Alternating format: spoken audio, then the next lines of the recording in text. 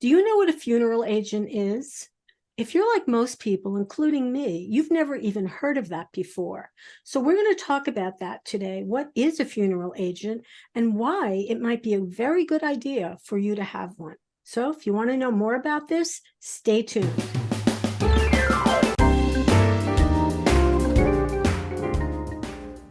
Hey, good morning, everyone, and welcome to Scan FYI. Yeah, we've got an interesting topic for you today.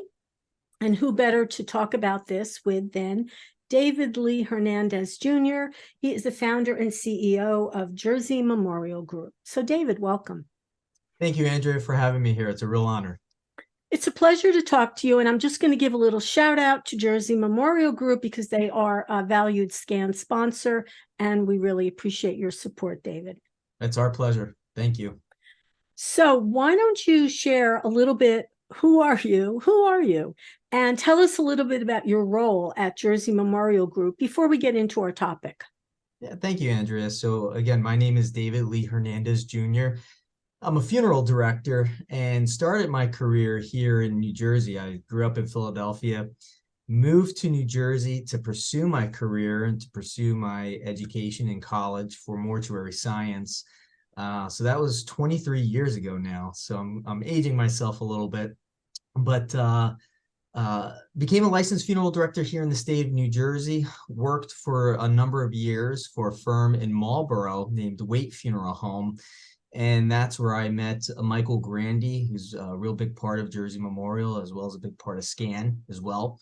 And we started our careers there servicing families every day. And fast forward to today, we now have 14 rooftops across 2 states in New Jersey and Pennsylvania. And we are the largest provider of funeral services, cremations, and memorial services in the state of New Jersey that's privately owned. So we pride ourselves on educating families, delivering high-class, world-class service, and giving families options that meet all of their budgets and their complex needs, from family histories to traditions to religious services. But our funeral homes are throughout the state of New Jersey, and we like to think that we provide families all the options. So it's been a real pleasure to be able to service so many families and get to know so many wonderful people in the communities that we are fortunate to operate in. All right. And I think one of the things we've learned from our time at SCAN with working with you and Michael is there are a lot of options. And there's a lot of options I think a lot of people aren't familiar with. And one of those would be the funeral agent. And that's only something that I recently heard of. And I'm willing to bet out you listeners out there, you probably don't even know what this is. So what is a funeral agent? Let's start with the basics. Yeah, Andrea, that's great. And a funeral agent is an individual who is nominated by you yourself to control your decisions after you have passed with regard to the funeral. So think of it as the same powers as a spouse would have over their deceased spouse, but a funeral agent is documented, and it can be anybody. It doesn't have to be a spouse. So maybe it's for a widow who's already lost their spouse, someone who doesn't have many family, or all of their family are on the other side of the country. They're in contact with them, but not the everyday details. So what a funeral agent can do is they're documented on paper, and they have the ultimate control even over a blood relative, which again, those scenarios I just described help. But unfortunately, there are some situations where your immediate next of kin may not be somebody that you trust or still have contact with. So That's a lot of right. different scenarios where the funeral agent comes in and can help not only you as the consumer pre-planning for yourself, but ultimately the funeral home being able to deliver the services and taking direction. Is it fair to say that for most people, so you think you've made it clear to your next of kin, whether it's your spouse, your children, or whomever, this is what I want done after I pass away. It might be spelled out in a will, possibly, or some other document, but as soon as someone passes away, is it up to the funeral home to reach out to the what we're going to call the next of kin? Is that Yeah. how it typically goes? Correct. And that can get sticky sometimes. You know, we get phone Yes. calls at 2 p.m. or 2 a.m. And sometimes it's a nurse, and the person may have always used, for example, let's say Waite Funeral Home in Marlboro, but we can't take direction from a nurse. We have to speak to the immediate next of kin to get permission by law. So at 2 a.m., now we're trying to go down a phone book or reach out to someone. It goes to voicemail. So having that funeral agent is really important, especially for someone who knows that they have that role. It's just as important as an executor or a POA or a health directive. It's unfortunately at a time where you'll never know what they're doing because you've passed, but the whole idea of pre-planning is to put as much in place so that it's a smooth process for your loved ones that you're leaving behind and not complicating matters even further. I think of a case, a scenario that could happen easily is, I want to be cremated. And I think my family understands that. But then when the time arises, they are talking to each other and they're saying, oh, there's no way we're going to do that to mom. Mhm. We're going to change the plan. Now I'm gone. I have no idea. But that is I'm sure that happens, I'm sure it happens. Yeah, Andrea, that's a real thing. And that's why the It would funeral, have to be a real thing. Yeah. yeah, and that's why the funeral agent was something that the state saw it had to put in place. Because you have to remember the funeral agent, it was created by the state of New Jersey as an authoritative person. How And the long state, ago? I would say it's probably been in place about maybe 6 years, maybe even a little bit longer. So Relative, it's new. It's relatively new. exactly. And one of the reasons for that is again, funeral homes, the way the law is written, we were at a standstill. And I'll give you a situation that happens often. A couple have been married for many, many, many years. A spouse passes. There's adult children who technically are the legal next of kin, but maybe they all live in different areas. And the widower is in a relationship now with someone else. And they're tight. Maybe they didn't get remarried, or they don't want to go through all of that, but they're basically like a couple.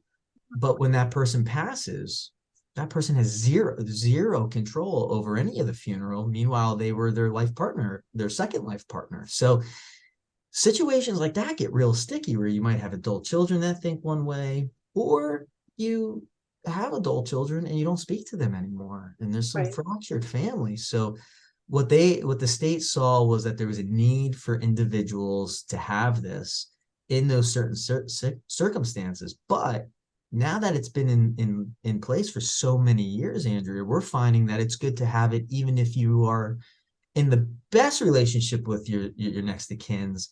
That way you're giving somebody that responsibility, just like a will.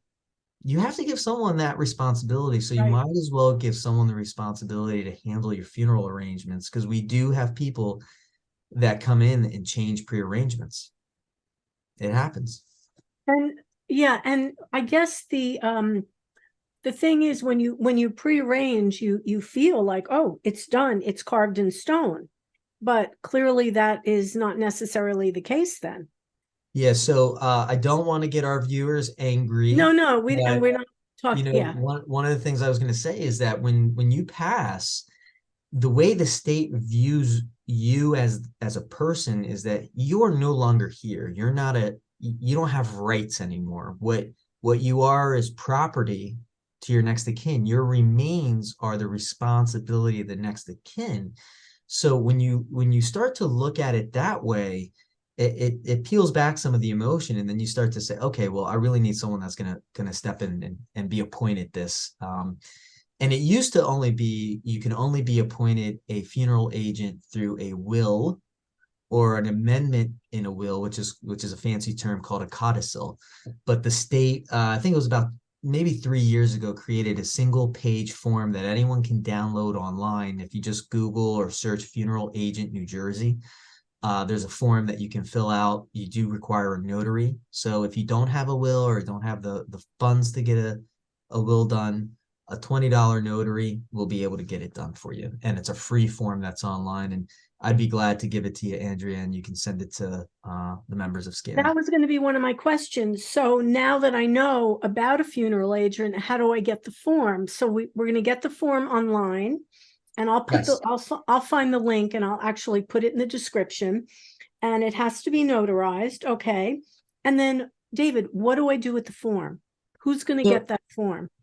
you took the words right out of my mouth, and I love it. Is that a form is only as good as the people who know that it exists. Yes, like a will or a You got power of it. attorney. Yeah. You got it. And so what we always suggest is once it's executed and it's witnessed and it's notarized, make as many photocopies as you can and get it to not only the funeral agent, but if you've gone as far as thinking about a funeral agent, you probably have in your mind what you want done for a funeral or maybe where you want to go for a funeral. And Okay. it's really important to give that to the funeral home because outside of the Makes funeral sense. agent, it's the funeral home that's going to take the direction from that agent. So if both of those two parties are involved in your decision making, then you're pretty much guaranteed that they have to follow those laws and your wishes. And what all this work and all the concern that people are putting into pre-planning, that's probably the second most important step after you've made that decision is to get it to your family, to the agent, and then ultimately to your funeral home.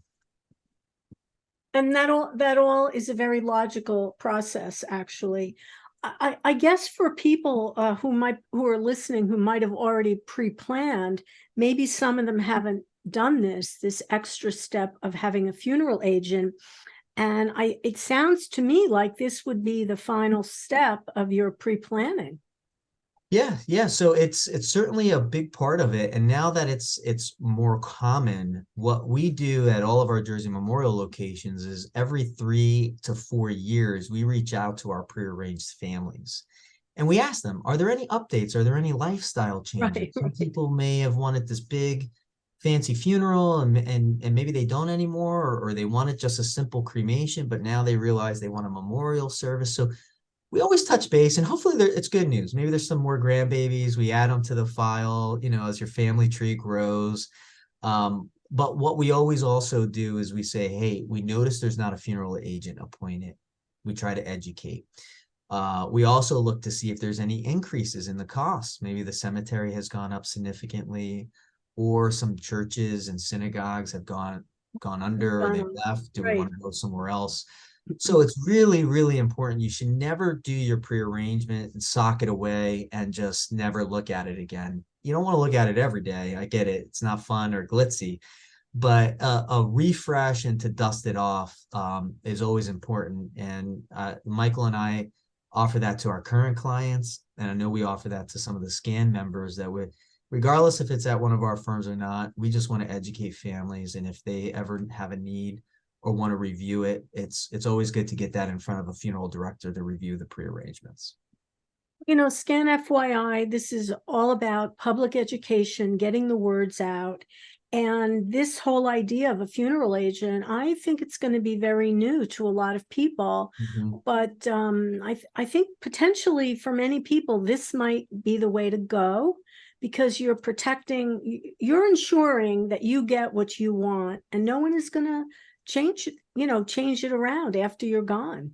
That's right. And if you've gone as far as having a will, remember what a will does is it just simply takes assets that you own today and Yeah. transfers them to other people.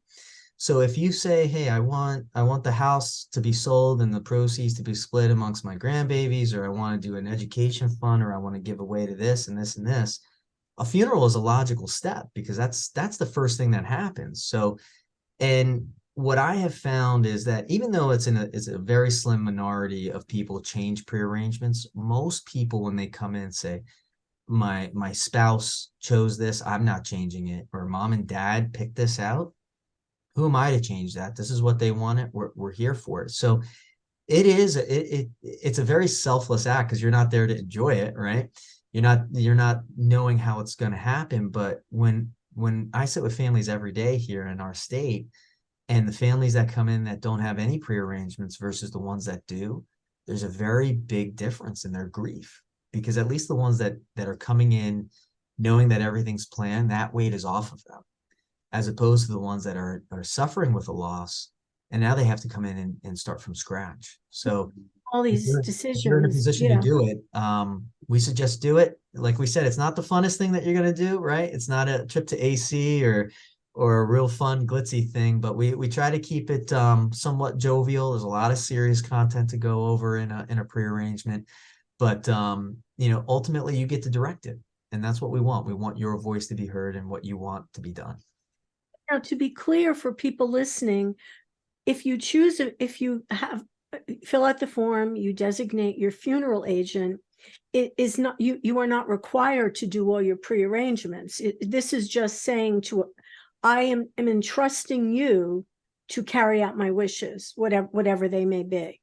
You nailed it. Yeah. So exactly. Okay. So you can do a prearrangement and the funeral agent. You could do a funeral agent and no prearrangement. Okay. So Okay. you could do it in any way in that. So sometimes some people just say, hey, look, I don't even want to talk about a funeral. It wigs me out a little bit. We understand that. There's a sensitivity to it.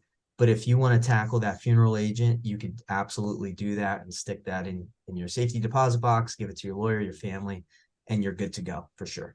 You do not need a funeral pre-planned in order to Okay. execute that. All right. I want to clear that up. And also just to clarify, your funeral agent can be a relative, it can be a friend, it could be anyone that you designate that you really are trusting that they are going to do what they know you want them to do. Exactly. So I'm actually reading right off of our form here, and the only side note to who cannot be a funeral agent because of a conflict of interest is your funeral director. Oh, all right. That kind of makes sense. All right. Yeah. So Anybody else? yeah, exactly. So now I can be a funeral agent for one of my parents. I can be a funeral agent for one of my friends, as long as they don't use one of my firms. But if there's a conflict of interest, if a family asks their director to, and most directors know that, so they'll say, let's pick, if there is nobody in the family, let's pick a social worker, or maybe your religious affiliation. There's maybe a pastor, priest, rabbi, you name it, that can help and step in. But that's the only individual who cannot be named as a funeral agent, is your funeral director. And the good news too is you go online, you get a form, you pay for a notary, but it's not going to cost you anything else to make this designation. Yeah, correct. And here's Okay, one that's thing that good too. I would say is that all of our Jersey memorial firms have a notary in them. So once we give the form, any scan member that wants to fill it out and come by the funeral home and get it notarized, we do that for free. So you could go to your local bank. Sometimes they do it for free. Your accountant might do it, but if you're doing a funeral agent and you want us to get some eyes on it and notarize it, we'd be glad to do that for any of the members. Must be a notarized document to be a binding Yes, form. that is correct. All right. Which is way better than before, where it had to be in a will, which meant that a lawyer Right. had to draft Right. it, or you had to make an amendment to it, which costs money. So this is literally, you print, you fill it out, you get a couple people to sign it, the notary, and you're done. Well, David, thank you for this. I feel like this is very valuable information for lots of people. When I first learned about this, I felt this was really something I wanted to share on FYI, because I just felt a lot of people may not be aware of this. This may not be right for you, but it might be right for you. Maybe someone, share this information with someone else, because this is an important concept, this idea of a funeral agent. Right, Okay. right. And when you think of the legal next of kin, just to educate the viewers real quick, it's typically a spouse, blood children, or adopted Right. children. Then if there's no spouse, no children, it goes parents. If there's no parents, it goes siblings. If there's no Siblings. siblings, then it goes to maybe a blood cousin or anyone with blood. And if then nobody, then it's a friend or the next person that's closest. So that funeral agent trumps all of that. once it's in Interesting. place. So, if anyone has heard and say, well, I don't have a spouse, my kids aren't around, I have one sibling, but I don't talk to them, you're already a candidate for having a funeral agent. All right. Well, David Hernandez from Jersey Memorial Group, and really thank you very much. David's contact info is on the screen. All of the info will be in the description. If you want to know more about this, I definitely urge you to reach out to David. Okay. Well, So Andrea, thank you for remember, having me here. if it's important to you, it's important to us. I'm Andrea Tarr. We'll see you next time on Scan FYI. So bye, everyone, and bye, David. Thank you, Andrea.